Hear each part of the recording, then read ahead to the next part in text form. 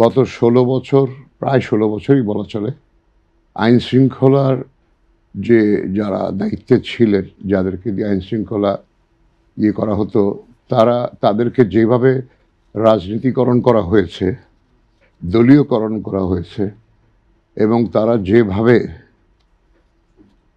আইন ধরতে গেলে নিজের হাতে তুলে নিয়েছে, তারা নিজেরা আইন প্রয়োগকারী হয়েও তারা আইনের প্রতি ন্যূনতম শ্রদ্ধা না জানিয়ে তারা নিজেরাই নিজেদের ইচ্ছামতো আইন প্রয়োগ করেছেন, পিক অ্যান্ড চুজ করেছেন, এক্সেসিভ ফোর্স ইউজ করেছেন, সবই করেছেন।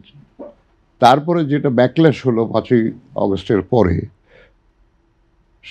স্বাভাবিক কারণেই তারা এখন ব্যাকফুটে চলে গেছেন। মোরাল তাদের হয়েছে, তাদের উপরে আক্রমণ হয়েছে, প্রতিঘাত হয়েছে।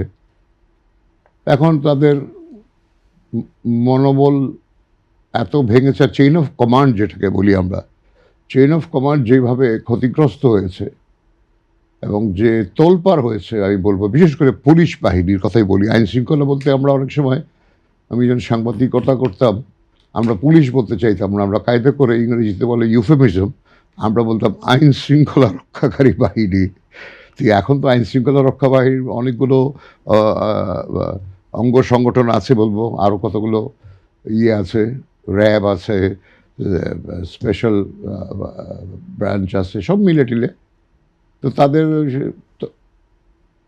চেইন অফ কমান্ড এমনভাবে ভেঙে দেওয়া হয়েছে, একটা পার্টিকুলার জেলার লোকজন দিয়ে এটাকে যখন এই অবস্থায় আনা হয়েছে, তখন যখন একটা সিস্টেমকে জোর করে, যদি একটা সিস্টেম তো আগেই ভেঙে গেছে, আমাদের প্রতিষ্ঠানগুলো, গণতান্ত্রিক প্রতিষ্ঠানগুলো, আমাদের গত ৫৪ বছরের সবচেয়ে বড় ব্যর্থতা। আমরা গণতন্ত্র মুখে যতই বলি আওড়াই না কেন, আমরা কিন্তু গণতান্ত্রিক যে প্রাতিষ্ঠানিক যে রূপটা গণতন্ত্রের, সেটা দেওয়ার গভর্নেন্স না, শুধু ইনস্টিটিউশন বিল্ডিং, এতেও আমরা রীতিমতো ব্যর্থ হয়েছি। একদম সোজা কথা, এতে আমরা ব্যর্থ হয়েছি। পদ্মা সেতু, মেট্রো রেল এবং এলিভেটেড এক্সপ্রেসওয়ে নির্মাণের গর্বিত অংশীদার বসুন্ধরা সিমেন্ট। অনেক সরকার এসেছে গিয়েছে, ন্যূনতম তাদের দু একটা ব্যতিক্রম ছাড়া মনে হয় সক্ষমতাই ছিল না বা আগ্রহই ছিল না। এটা নিজের মতো নিজের কাজে, নিজেদের দলের স্বার্থে, সরকারের স্বার্থে যখন যে এসেছে ব্যবহার করার চেষ্টা করেছে। এইটা একটা কারণ, যেটা আইন শৃঙ্খলা, যার জন্য এখন আমরা দেখছি যে নিষ্ক্রিয় হয়ে থাকে। এই ধরেন দুটো পত্রিকা, বহুল প্রচলিত পত্রিকা অফিসের সামনে, এর আগেও কিন্তু এদেরকে নিয়ে রেগুলার পত্রিকায় বলা হচ্ছে, বিভিন্ন ইউটিউব চ্যানেলে, সামাজিক মাধ্যমে অহরহ এই দুটো পত্রিকাকে বিশেষ করে টার্গেট করে কথা বলা হচ্ছিল।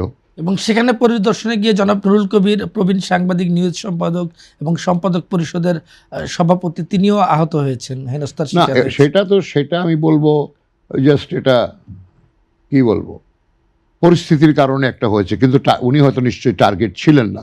নুরুল কবির ক্যানট বি এ টার্গেট। ওখানে যেটা হয়েছে, নুরুল কবিরের যে রোল, আমার সঙ্গে একসময় সে আমার কলিগ ছিল, নুরুল কবির যে রোল প্লে করেছে, এটা আমরা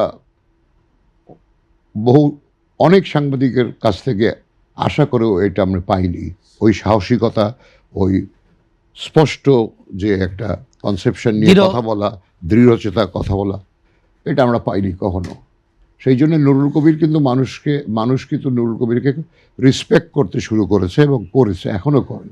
আমাদের সামাজিক অবক্ষয় কিনা, হ্যাঁ, এটা দেখতেই পাচ্ছি আমরা যখন রাজনীতিতে, যখন মূল্যবোধকে, রাজনৈতিক আদর্শ, রাজনৈতিক লক্ষ্য, রাজনৈতিক উদ্দেশ্যকে আমরা সব কিছু জিঘাংসা প্রতিহিংসা দিয়ে যখন গাইড করতে চেষ্টা করি, ওই জিঘাংসা প্রতিহিংসা যখন আমি টপ থেকে শুরু করব, এটা তো ফিল্টার ডাউন করবে নিচে, তো সবারকে এটা এফেক্ট করবে এবং এটা পরিণত হবে সময়ে এতে বিবর্তন, এটা পরিণত হবে হয়তো, কি বলবো, একটা কালচার হয়ে গেছে এখন।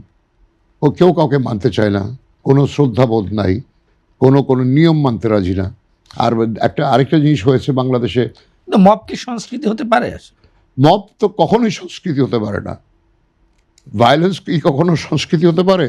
সেই নিচ্ছে কাফকারা যাই বলে থাকুক, এটা তো অ্যানাহাইলিজম, অ্যানার্কিজমের ওটা লিটারেচারে চলে, কিন্তু বাস্তব জীবনে, রাষ্ট্রীয় জীবনে সেটা চলে না। সেই জন্যই তো আইন শৃঙ্খলা বাহিনী, সেই জন্যই তো আমাদের দেশে আইন কানুন।